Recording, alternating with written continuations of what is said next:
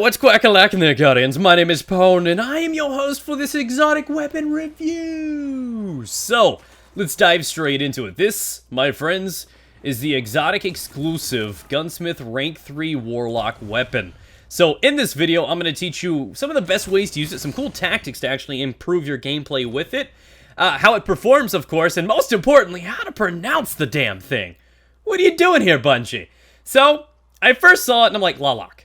Or TLALOC. I had no clue how to pronounce it. A lot of people say it a few different ways, so I decided to science it. And I thought it sounded like Mayan or something. It sounded like ancient, you know what I mean? Upon further research, I found out it was based from an Aztec religion. It was a deity, a god, way back when, that was, simply put, the Storm God. Which makes sense, seeing as how this is a Warlock exclusive weapon. Stormcaller's the new thing. So, Bungie, high five for putting that together. Then retract that high five and punch him right in the throat for making it so damn hard to actually pronounce. I believe the true way to say it is TLALOC. Like local or locust at the end instead of the lock that everybody keeps using. So, just so you know. So, for the rest of this video, instead of actually saying it, because I hate saying it, I'm just going to call it LOC. Just because it's easier that way. So, the LOC is definitely one of the best weapons in the game. It sucks that it's exclusive strictly to the Warlocks, but it's also incredible because it feels so good with it, and it works so well with one specific subclass, and it may be a shocker to you. It's actually the Sunsinger. I've got a few tips to give you guys with it. So, this gun is default equipped with Grenadier, which is a pretty decent one, and it works well with this gun. You got Smooth, Accurized, and last up, Soft Ballistics. We have Eye of the Storm, which I really don't like it. Hand Loaded, which isn't bad. Armor-piercing rounds, which too is not bad, and injection mold, which is the one that I prefer, that stability does come in play. And last but not least, we have Overflow, which is the perk that increases the stability and the rate of fire of this weapon when your super is in fact charged. That's big. So take a look at the two videos on your screen. One is without supers, the other one was with the super charge. You can clearly see that it's about a 20-25% change in the rate of fire. That's huge for something like PvP. For a gun that can crit for 61, that's incredible. That means 3 to the head and 1 to the body is a put down. That is a kill with plenty left in the mag to put down another 1 or 2 guys with comfort. Not gonna lie, you do get an increased amount of recoil when you have that high rate of fire. It's a pretty good balance. But a veteran player will maintain and tame that stability, making it a great option. So my tips for you guys, again, the gun in its base form before the super being charged is great. If you're one of those guys that loves easy and free kills and just has to activate your super every time you get it, this gun may not be the best option for you.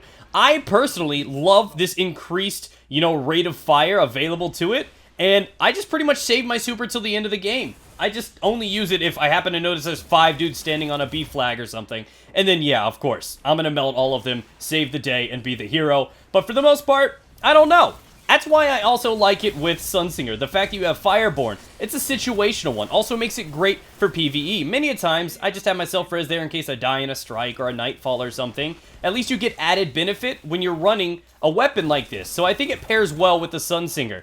Another thing worth mentioning, and this is a tactic that we may see in trials, is again, you're going to take a couple minutes until you even get your supercharged in traditional Crucible. But inside trials, you play a couple rounds with your weapon of choice, you get that supercharged, again, still running Fireborn for the self-res, and then once you have that charge, you can go ahead and switch over to this weapon. That's not a bad tactic. I do not believe it resets it. Again, I haven't tested it myself, but I would assume that changing this gun on would not reset your supers, so you pretty much can use another gun to do the workload, go ahead and get that super built and generated, and then swap over to this, which is probably a better choice than your other weapons out there.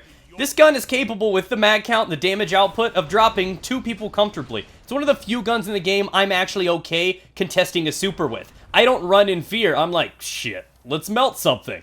And again, like I said, the gun is absolutely incredible. The mag size with the damage output, the rate of fire when your super's charged, it is arguably one of the best guns in the game, and because of that, it's one of my go-to favorite weapons.